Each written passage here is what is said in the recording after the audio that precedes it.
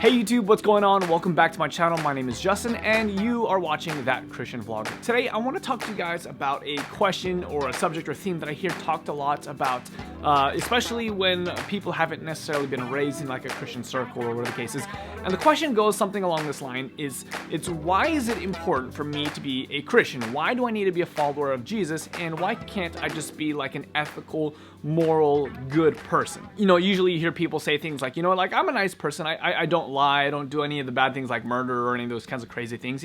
I try and give back to people, and just generally speaking, I try and live a good life. Why isn't it good enough that I just try to be good enough? Like, why do I have to be like a follower of Jesus and do the whole spiritual religious kind of a thing? Maybe you have heard this question before. I know that this is something that I've heard several different times over the past, and usually I don't quite always have like a great answer for that. Or I have like kind of like the more spiritual religious, like I understand from the Bible why it's important and that it's not good enough, but I struggle at times to try to explain it in a way that I think will make sense to people that aren't maybe raised up in that kind of spiritual religious kind of paradigm.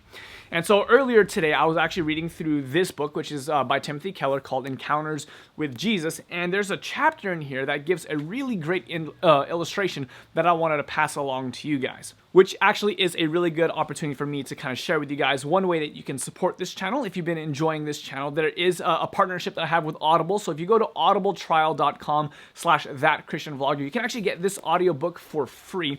And what they do is they basically give you a 30-day trial, and you can download any single book, any audiobook that you want, and you can have it for yourself for free. And it actually helps support my channel just a little bit as well. But on to the book. So in the second chapter, there is a section of the book where Timothy Keller is discussing a little about this paradigm, and he gives a really great illustration. The illustration is of a single mother and her son. So the single mother is working hard, doing all she can to provide for her son. She sacrifices, works multiple jobs, and does everything that she can to kind of rear her child in the best way that he possibly can. So he eventually gets to go to college, and he's got his scholarships, and parting, his mother basically challenges him and says, son, I want you to do your very, very best. Study hard, get good grades, make your mother proud, treat people well, be honest, be kind, just always treat people with respect and dignity and all these different kinds of things. And so the son, really takes it to heart, and he makes that really the purpose of his life. And in every interaction, in everything that he does, like this is how he lives his life, and he does it very, very, very well. Well, what happens is in this illustration, a couple years later, someone asks him, hey, how is your mother doing? What's your relationship with your mother like? And, the son basically says, you know what, I don't really focus on that all that much. I know that my mom is out there and she's done a lot for me, but I don't really focus on having a relationship with her. Instead, I just try and focus on being a good person. I just focus on, working hard. I focus on giving back. I even volunteer at the soup kitchen down the street every once in a while. And, I just focus more so on being a good person than, going home or giving her phone calls or just kind of keeping in touch with her. And I'll be honest, when I read that parable, I thought, man, that's actually really, really powerful, because this is exactly what it's about when it comes to our relationship with God. God obviously does want you to be a moral person. He does want you to treat other people well in the same way that any other parent would want their kids to get along and to be kind to each other and all that kind of stuff. But at the core of it, that's not really what Jesus came here for. That's not really like the prime objective of God, namely for you to be a good person. And this is actually something that is very different with Christianity compared to a lot of the other religious systems out there. Many other religious practices basically say, you need to be good, you pay your alms and tithes and give to the poor, you go on these pilgrimages, and you got to do all these different kinds of things. And then if you've completed like this entire list, then God will accept you.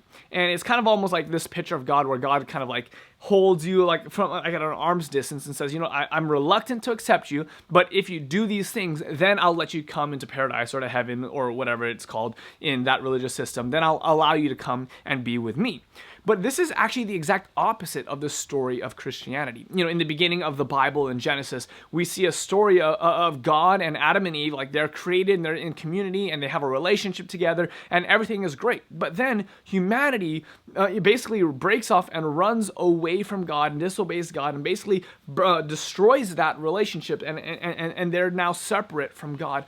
But, instead of God saying, all right, Adam and Eve, if you want to kind of come back, this is what you have to do. You have to do all these different things. Instead of that, the exact opposite takes place, and God comes and seeks Adam and Eve out. And God comes and chases them down. He chases you down. And so the story of Christianity isn't that you need to measure up in order to be accepted by God, but rather that God desperately wants you because he misses you, because he loves you, because he's created you to be in relationship with him.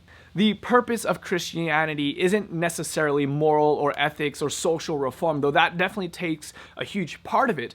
That is not the goal of Christianity. The goal of Christianity is simply this: it's reconciliation with Christ. So why isn't it good enough just to be good enough? It's simply because that's not the point. The point isn't that you're a good person. The point is that you get to enjoy an eternity of a loving relationship with Jesus Christ.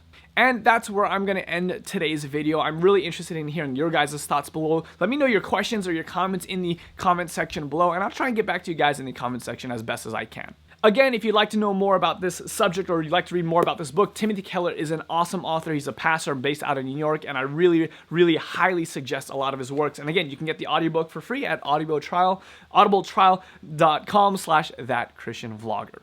But as I like to say, until next time, I'm That Christian Vlogger, and I want to encourage you to experience faith in the first person. God bless.